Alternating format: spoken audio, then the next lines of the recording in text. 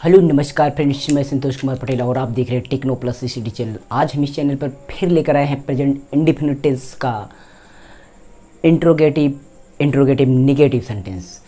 इसके पिछली वीडियो में हमने बता दिया था प्रेजेंट इंडेफिनिट टेंस के अफर्मेटिव और निगेटिव सेंटेंस को हमने बता दिया था। जैसा कि आप सामने कुछ नियम्स को देख रहे होंगे, इन नियम को आप पूरी तरह से इसको याद कर लीजिएगा। हो सकता है इसके बाद हम इसको बार बार नोट ना करें, तो इसलिए इसका स्क्रीनशॉट हम बार बार हर एक टेंस में दिखाते जाएंगे ऐसे बगल स्क्रीन पर।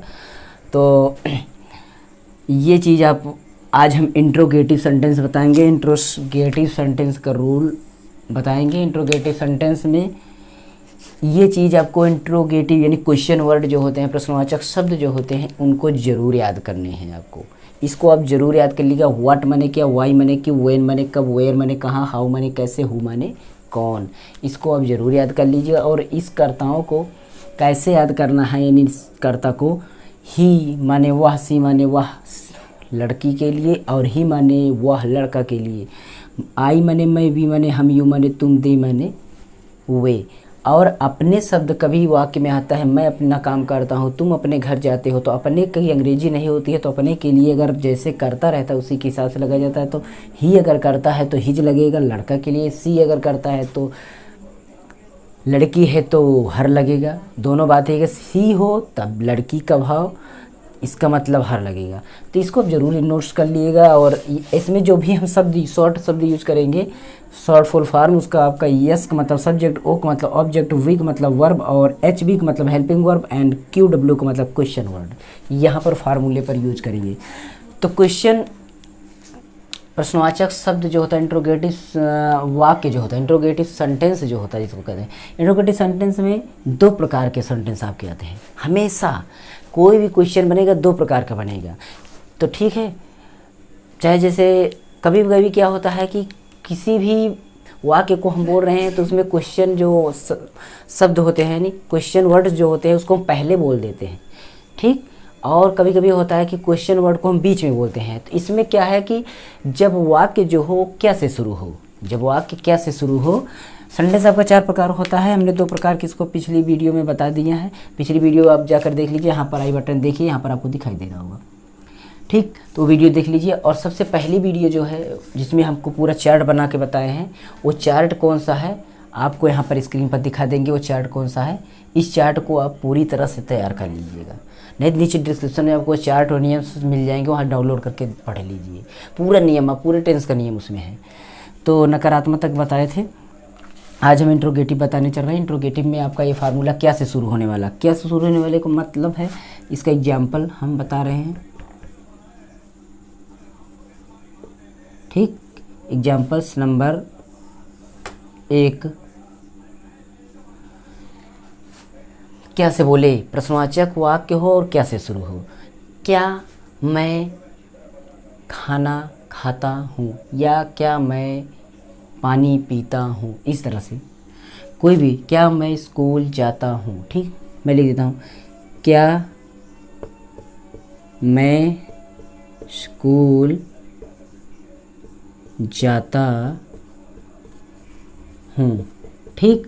अभी हम इसको, ये आपका प्रश्नवाचक वाक्य है, इंट्रोगेटिव सेंटेंस है।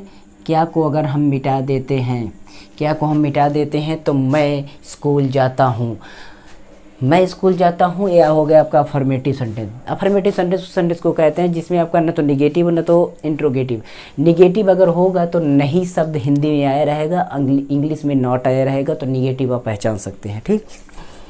इंट्रोगेटिव आप पहचानेंगे जब प्रश्नवाचक शब्द इन सब में से कोई भी यूज रहे तो समझ लिए इंट्रोगेटिव है, ठीक।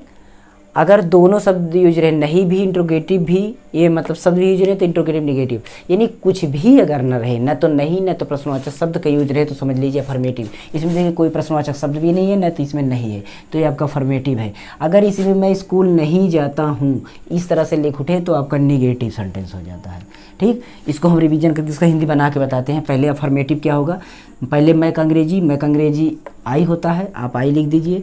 फिर पीछे चले जाइए, पीछे सबसे पहले इस कर्ता को हमेशा समझिए एक वचन है बहुवचन, कर्ता आपका बहुवचन है तो बहुवचन है तो उसके साथ क्या सहायक क्रिया होती है उसको ध्यान रखिए। तो इसमें सहायक क्रिया एक वचन के साथ ऐसे आईएस लगता है केवल अफर्मेटिव में, निगेटिव में डू नॉट या डज नॉट लगते हैं।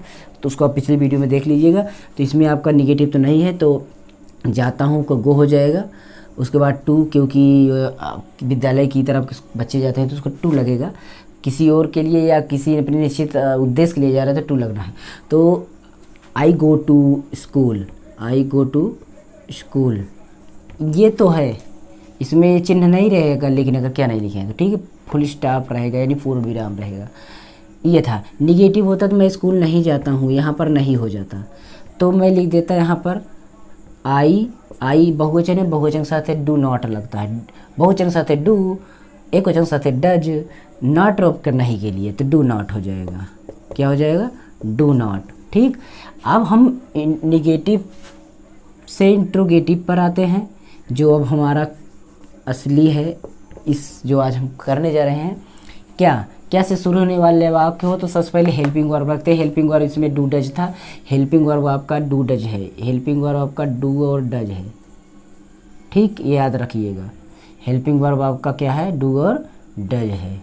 ये तो इसमें बहुवचन के साथ है डू लगेगा। बहुवचन के साथ क्या लगेगा? डू। पहले पिछले वीडियो में बता चुके हैं।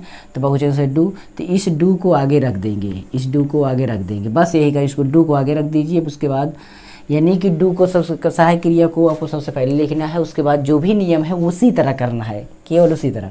तो अब हो जाएगा आपका आई में सा कैपिटल लेटर में रहेगा। Do I go to school, ए हो गया इसका। ठीक, ए हो गया इसका, do I go to school, इस तरह से हो गया। ठीक। और इसके बाद मैं कोई और अनुवाद लेता हूँ जो आपका इस तरह से हो। ठीक, जो आपका इस तरह से हो। और एक बात हमने बताया, इंट्रोगेटिव सेंटेंस शुरू किए हैं तो इंट्रोगेटिव निगेटिव भी बताएंगे। तो उसमें इंट्रोगेटिव निगेटिव मतलब इंट्रोगेटिव तो है ही, इसमें निगेटिव नहीं भी आना चाहिए। तो नहीं आपका नहीं आना चाहिए। तो नहीं, यहाँ क्या मैं स्कूल नहीं जाता हूँ, तो नहीं के लिए नॉट आपका लगना है, मुख्य क्रिया से पहले लगा दिए जल्दी पहचान के लिए। आप मुख्य क्रिया गो है तो इसके पहले नॉट लगा दिए, do I not go to school, इस तरह से हो जाएगा। तो उसको आप समझ सकते हैं इंट्रोगेटिव निगेटिव में। तो हम चलते हैं दूसरा ले लेते हैं। पहला इसको हम फिर से लिख देते हैं। ठीक, do I go to school. ठीक, ये दूसरा सेंटेंस ले लेते हैं। दूसरा सेंटेंस हमारा इस तरह से होगा, जब बीच में प्रश्नवाचक शब्द आए। बीच में प्रश्नवाचक शब्द जैसे मैं कहाँ जाता हूँ, वह कहाँ जाता है, वह कहाँ जाता है। प्रश्नवाचक शब्द इसमें बीच में आया है। जब बीच में प्रश्नवाचक शब्द आए तो ये नियम कह रहा है कि हेल्पिंग वर्ब कभी भी कोई भी प्रश्नवाचक वाक्य हो, ध्यान रखना है सबसे पहले कर्ता से पहले आपको हेल्पिंग वर्ब रखना है सहायक क्रिया को, चाहे वो किसी भी तरह का आपका प्रश्नवाचक शब्द हो। और प्रश्नवाचक वाक्य हो तो आपको प्रश्नवाचक वाक्य होने पर हेल्पिंग वर्ब आपका सबसे पहले जाएगा कर्ता से पहले। लेकिन अगर प्रश्नवाचक शब्द बीच में आ जाता है तो हेल्पिंग वर्ब से भी पहले उसकी अंग्रेजी लिख दी जाएगी। यह ध्यान में रखना है। क्या हमने कहा? कोई भी प्रश्नवाचक वाक्य हो तो हमें हेल्पिंग वर्ब को सबसे पहले रखना है। लेकिन अगर प्रश्नवाचक शब्द उस वाक्य में बीच में कहीं पर आ जाता है तो उस हेल्पिंग वर्ब से पहले ही, उससे पहले भी, सबसे पहले कहने का मतलब अब उससे पहले भी उसको अंग्रेजी, अभी हम डू लिखे थे, यही चीज़ इसमें कहाँ आ गया तो क्या करेंगे, कहाँ का अंग्रेजी पहले लिख देंगे, वेयर। ठीक, अब इसमें देखिए वह आपका बहुवचन एक वचन है तो एक वचन के साथ आपका लगेगा डज। तो अब आ रहा है, देखिए अभी ये कहाँ नहीं होता तो डज तो आगे आता ही, तो आपका डज आ गया यहाँ पर डज। अब कर्ता लिखा जाएगा ही, जातना का गो हो गया, बस हो गया इस तरह से। ठीक, इसी तरह से है। इसके बाद अगला हम एक सेंटेंस लेते हैं अब इंट्रोगेटिव निगेटिव का। इंट्रोगेटिव ये नियम आप समझ लेंगे, वीडियो लंबा हो जाएगा इसलिए। इंट्रोगेटिव निगेटिव में क्या है, हेल्पिंग वर्ब सब्जेक्ट सब कुछ होगा हर जगह। यहाँ पर वर्ब से पहले नॉट लग जाएगा, वर्ब से पहले नॉट लग जाएगा। आप इसका स्क्रीनशॉट ले लीजिएगा। यहाँ वर्ब से पहले नॉट, उसके बाद आपका वर्ब, उसके बाद ऑब्जेक्ट। ठीक, यहाँ पर वर्ब से पहले नॉट, वर्ब से पहले नॉट, मुख्य वर्ब मतलब मुख्य क्रिया जो होती है उससे पहले आपका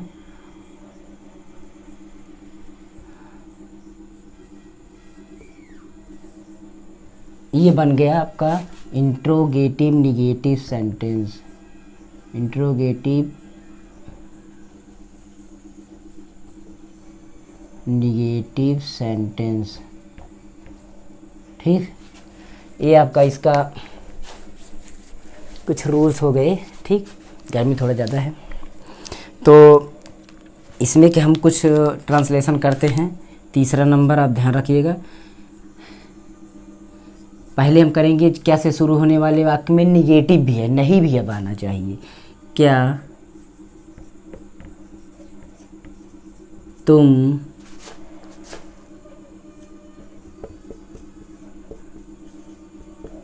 सोते हो? क्या तुम सोते हो साधारण वाक्य सा ले रहे हैं हम।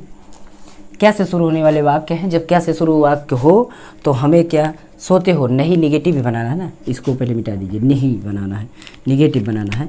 तो क्या तुम नहीं सोते हो।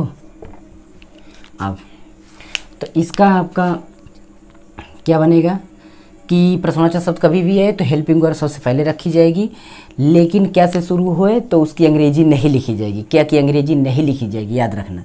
तो क्या की अंग्रेजी नहीं लिखी जाएगी तो हेल्पिंग वर्ब इसमें आपका डू अड्डा जाता है, पर कर्ता के अनुसार से। कर्ता तुम है, तुम आपका क्या है यू आपका क्या है बहुवचन है, बहुवचन के साथ है डू लगता है। बहुवचन के साथ इसमें क्या लगता है डू, इसमें आपका डज लगता है, इसमें आपका डू लगता है। ठीक, तो इसमें हम डू लगा दे रहे हैं, डू। अब कर्ता को रखेंगे, कर्ता आपका यू है। उसके बाद बताए हैं क्रिया आएगी, क्रिया आने से पहले हम नॉट लगा देंगे। और क्या है इसमें सोना, जिसका मतलब होता है स्लीप। ये हो गई इसकी अंग्रेजी, डू यू नॉट स्लीप, क्या तुम नहीं सोते हो। अगला लिखते हैं प्रश्नवाचक शब्द जो बीच में है, इसमें प्रश्नवाचक शब्द हम बीच में ले लेते हैं। अब की बार प्रश्नवाचक शब्द बीच में ले लेते हैं, जैसे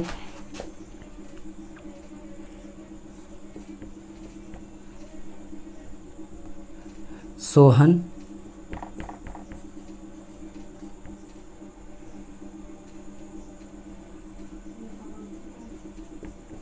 कब नहीं लिखता है। सोहन कब नहीं लिखता है। ठीक, इसका ट्रांसलेशन करेंगे। प्रश्नवाचक शब्द कोई भी हो सबसे पहले हम सहायक क्रिया को लिखेंगे, लेकिन प्रश्नवाचक शब्द बीच में आ जाता है तो उसकी अंग्रेजी उससे भी पहले लिखते हैं। तो इसमें प्रश्नवाचक शब्द प्रश्नवाचक वाक्य तो है ही, तो हमें सबसे पहले सहायक क्रिया लिखना है, लेकिन प्रश्नवाचक शब्द बीच में आ गया, उसकी अंग्रेजी उससे भी पहले। तो कब व्हेन होगा, कब का आपका व्हेन होगा। अब लिखा जाएगा आपका सहायक क्रिया। सहायक क्रिया आपका सोहन नाम है, नाम आपका एक वचन में आता है जिसके लिए डज लगता है। ठीक, उसके बाद अब नाम का लिखेंगे स्पेलिंग सोहन। नाम हमेशा कैपिटल लेटर में होना चाहिए, पहला अक्षर उसमें का। और अब उसके बाद नहीं है तो नाट लगेगा, लेकिन मुख्य क्रिया से मुख्य क्रिया लिखने चल रहे हैं लिखना का, तो उससे पहले हम लिख देते हैं नॉट। अब इसके बाद लिख देते हैं राइट। इंट्रोगेटिव इंट्रोगेशन का चिन्ह लगा दिए हमने। ठीक है, प्रश्नवाचक का। तो इस तरह से है, हमने इंट्रोगेटिव निगेटिव का और इंट्रोगेटिव तो इन दोनों को हमने इसमें ले लिया। ठीक,